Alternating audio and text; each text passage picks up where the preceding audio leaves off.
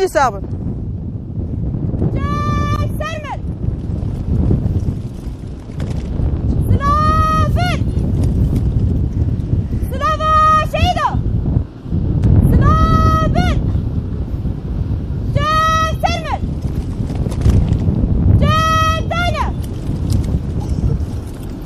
اولین هجا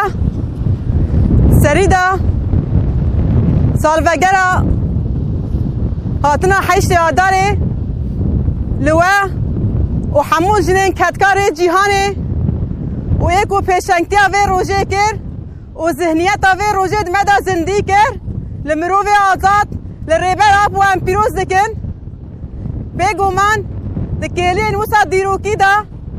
د پیواجوه کی وسا گرینگ دا د دمکی دا کو بر خدام بلند به د شخص لیلا گوون و همو حوالن زندان دا ام وی روژه پیروز دکن و ام جبر خدانی وان را جارکی دی من الداری خاطین زمان حوالن هیجا د پیشنگتیا یا پجیدا ام بیرو داوی کرنا داشه گلین و روژن و ساعتن و داوی ام جیان دکن بگو من جبو ما وطاکی و دیروکی هیا لبره ام وک جن گرک خودی هشمندیا کی به رنگی بن کی